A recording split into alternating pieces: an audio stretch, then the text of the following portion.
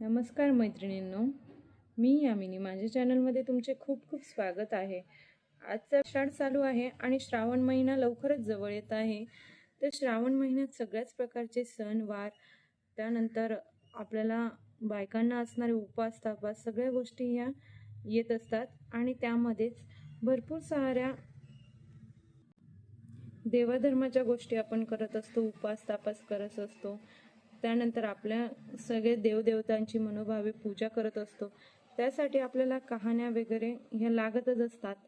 या कहाण्यांसाठी आपल्याला या धकाधकीच्या जीवनात बसून करता येण्यासारखी कधी वेळ नसेल, कधी ऑफिसच्या टायमामुळे आपल्याला खूप घाई होत असेल, त्यासाठीच मी तुम्हाला माझ्या चॅनलवर एक एक कहाणी तुमच्यासोबत शेअर करणार आहे. जर तुम्हाला आवडत असेल तर मला कमेंट करून नक्की सांगा, म्हणजेच मी पुढचा व्हिडिओ लवकरात लवकर घेऊन येईल. आणि पुढच्या व्हिडिओचे तुम्हाला नोटिफिकेशन यावे यासाठी तुम्ही नक्कीच माझ्या चॅनलला सबस्क्राईब करा. आज मी तुम्हाला गणपतीची कहाणी, ही सुरुवातीची कहाणी वाचून दाखवणार आहे. ही गणपतीची कहाणी प्रत्येक ठिकाणी आपल्याला उपयुक्त असते आणि जसं आपण कोणत्याही शुभ कार्याला सुरुवात करताना गणपतीची पूजा करतो, गणपती स्तोत्र म्हणतो, त्याप्रमाणेच गणपतीची कहाणी ही प्रत्येक आपण उपवासाची कहाणी वाचत असताना सुरुवातीला वाचायची असते. त्यामुळे तुम्ही ही कहाणी नक्कीच सेव्ह करून ठेवा तुमच्या प्लेलिस्टमध्ये. तर सुरू करूया गणपतीच्या नामस्मरणाने ही आजची गणपतीची कहाणी. श्री गणेशाय नमः. एका परमेश्वरा गणेशा तुमची कहाणी. निर्मळ मने उत्काचे तळे, बेळाचे वृक्ष, सुवर्णाची कमळे, विनायकाची देवळे रावळे, मनाचा गणेश मनी वसावा. हा वसा कधी घ्यावा? श्रावणाच्या चौथी घ्यावा. मागी चौथी संपूर्ण करावा.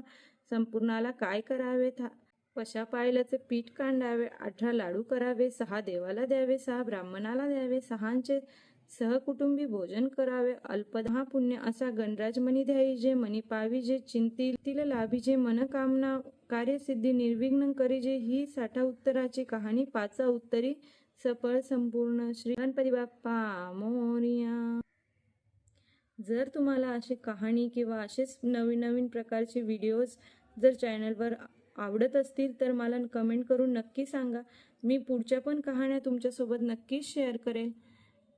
आणि त्यासोबतच छान असं लाईक करून जा, म्हणजेच मला पण व्हिडिओ बनवण्यासाठी थोडं इन्स्पिरेशन येईल.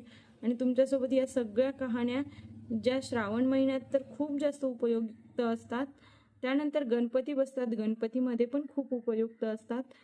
तर मला नक्कीच मेसेज करा किंवा मला नक्कीच कमेंट करून सांगा, मी तुमच्यासोबत नक्कीच शेअर करेन. धन्यवाद.